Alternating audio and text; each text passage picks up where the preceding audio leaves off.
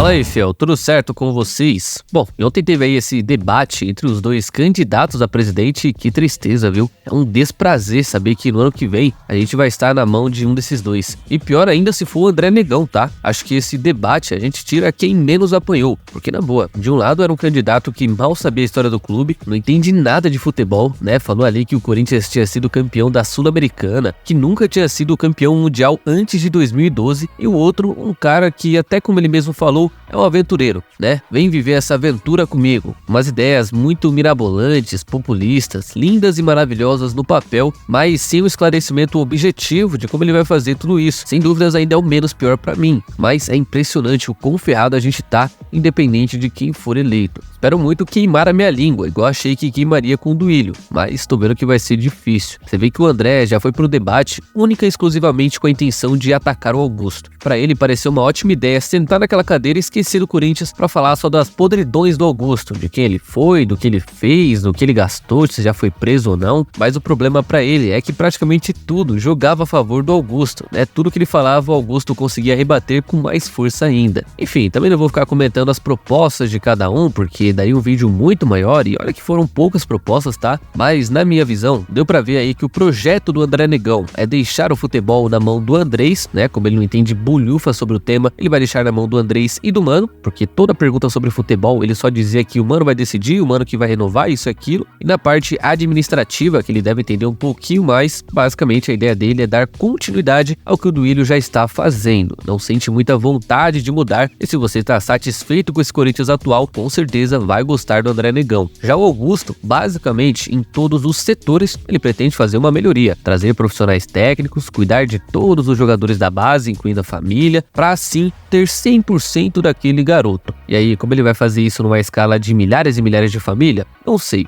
Mas ele também pretende trazer o povo de volta para a arena. Não sei se trazendo ingressos mais baratos, se doando para pessoas mais carentes. Ele não deixou muito claro como vai fazer isso, mas a ideia dele é basicamente essa, fazer uma melhoria em tudo, trazer profissionais técnicos para todos os setores, ter 100% dos garotos da base e também trazer o povo de volta para a arena. No geral, poucas propostas, muito ataque de lá e de cá, e para mim estamos ferrados de qualquer forma. Mas me digam aí, o que vocês acharam desse debate? Foi positivo? Curtiram? Acharam fraco? Deplorável? Comentem aí, porque é o máximo que vocês podem fazer, né? Não vão mudar muito, mas acho legal abrir esse espaço pro debate, certo?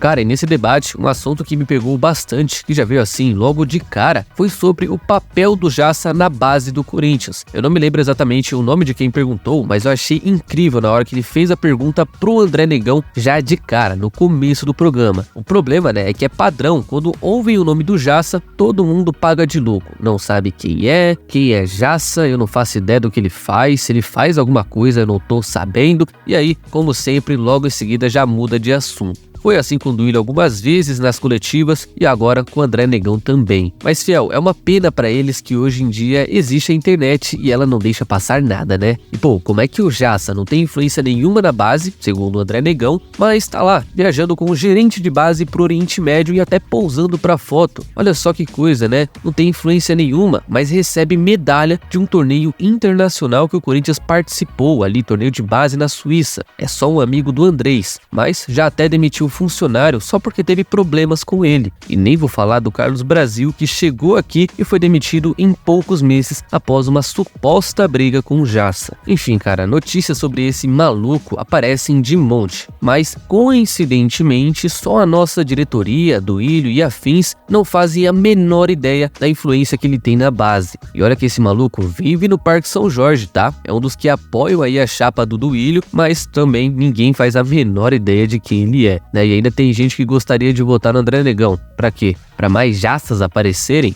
Tão de brincadeira, né? Não, e aí estão pensando em contratar o Santiago Montiel, o rei das embaixadinhas, para a lateral esquerda no ano que vem, mas só esqueceram de um detalhezinho, que o Argentino Júnior não tá nada de bem com o Corinthians há muito tempo, né? Eu tinha até me tocado sobre isso quando falei no assunto, que o Corinthians tinha atrasado o pagamento pelo Vera, mas só depois que a ficha caiu. E hoje já sai uma notícia na ESPN dizendo que o Corinthians atrasou o pagamento pelo Vera de novo e vai pro segundo mês seguido sem pagar pelo argentino. destino. E aí nessa do Montiel, eles até perguntaram, né, o pessoal da ESPN perguntou pro presidente se rolou mesmo esse interesse, se tem alguma coisa, se vão vender ou não. E aí o presidente disse o seguinte: deveriam pagar o Fausto Vera primeiro. E na sequência meteu que estão proibidas as relações comerciais com o Timão e até ameaçou o clube, dizendo que vão acionar a FIFA para resolver esse problema. Lembrando que a contratação do Vera, fiel, inicialmente custou cerca de 5 milhões de dólares e foi lá no começo do ano passado, né? Sabe lá como isso foi parcelado, se foi em 2 anos, 4, 10 que seja, mas só sei que o clube não está pagando como deveria e já é menos um time pra gente tentar fechar negócio depois. Esquece esse tal de Montiel, pode até pagar o Vera eventualmente, cumprir com o que já deveria estar fazendo, mas quem apanha não esquece, né? Ainda mais na Argentina, os caras estão se matando atrás de alguns milhões e o Corinthians tá aí sem pagar há 2 meses. E detalhe, tá, fiel, o Corinthians tá devendo, mas também passa por algo parecido, onde supostamente ainda não recebeu nada pelos valores do Piton, né? O Vasco não tá nem aí pra gente, não pagou nada, e até do Nottingham Forest também, tá? Até os europeus estão dando calote na gente, onde não pagaram supostamente uma parte aí do dinheiro do Murilo. Então, quer dizer que a gente pode atrasar também se os europeus atrasaram? Muito pelo contrário. Tem que pagar os caras do jeito que combinou, honrar com os seus compromissos, independente se tá recebendo do Murilo, do Piton ou não. Não dá pra ficar com essa fama de mal pagador no mercado e achar que tá abalando, certo?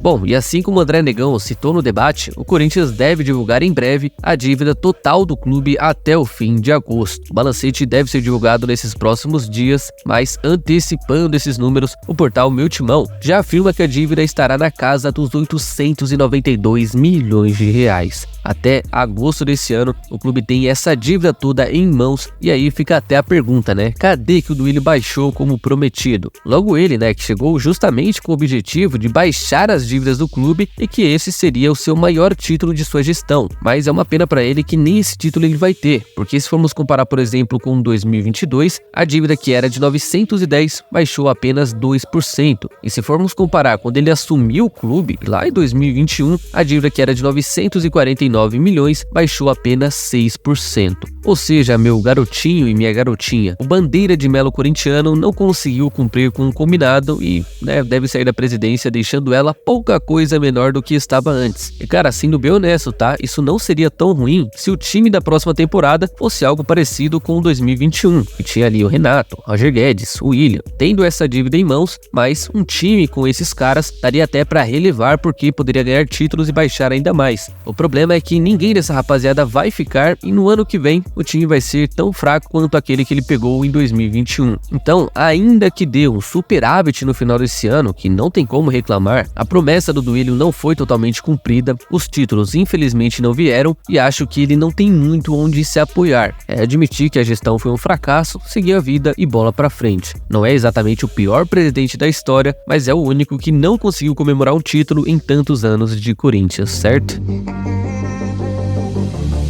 Então, fiel, é isso por hoje. E antes de vocês saírem do vídeo, não se esqueça de deixar a curtida e se inscrever no canal, que já vai estar me ajudando demais e vai contribuir para mais vídeos por aqui, certo? Espero vocês numa próxima, tamo junto e vai Corinthians!